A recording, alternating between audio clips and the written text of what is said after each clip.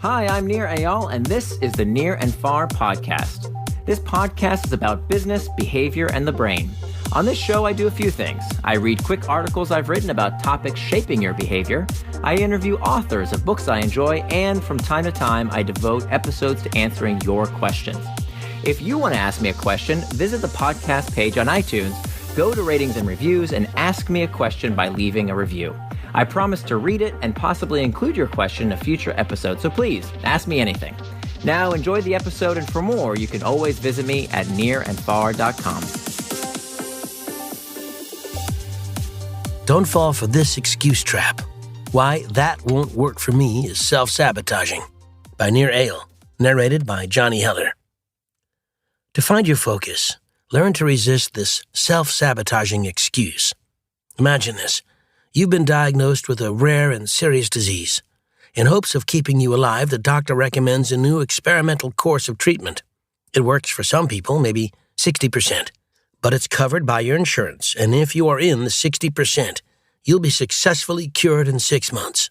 What do you do? Of course, you say yes. Maybe you'll get unlucky and it won't work for you, but it's worth a try. You'd probably try the treatment even with only a 10% success rate. The reality is that even the best drugs don't work for everyone, and yet we still take them. But when it comes to finding our focus, so many of us are unwilling to apply the same logic.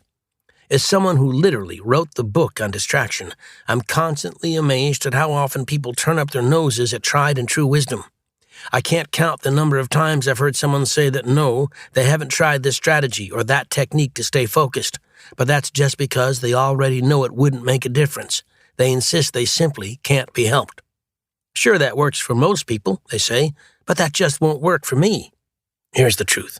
Some no-cost techniques for staying focused, like building a schedule to replace your to-do list and converting that into a time-boxed weekly calendar, have been proven to be highly effective for nearly everyone who implements them. Saying something won't work for me is simply a way to get out of trying. I'll offer another example.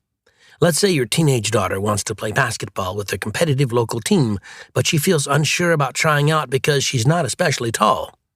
Only half of the players at tryouts will make the team, and the tryouts are in 3 months. What advice do you give your daughter? You'll probably tell her something like, for the next 3 months, get out there and practice every day. Then do your very best at the tryouts.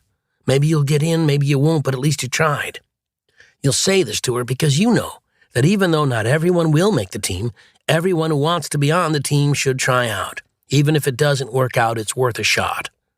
I know people who complain all day long that they don't have enough time and yet immediately dismiss the time management methods that work for the majority of people, convinced they'll be part of the minority.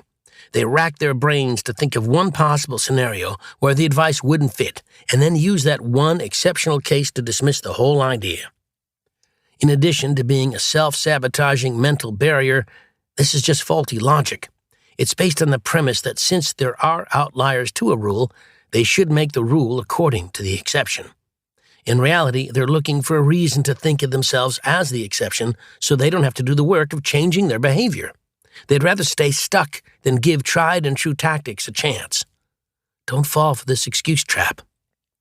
Look for credible sources who have done the research to provide science-based, practical solutions, and then don't just learn what to do, actually do it. If a method fails, you can move on to something else. But at least you'll know you've given it your best shot. Thanks for listening to this episode of the Near and Far podcast. You can always find more at my blog, nearandfar.com. And don't forget, if you have a question you'd like me to explore in a future episode, leave me your question in the form of a review for the podcast on iTunes.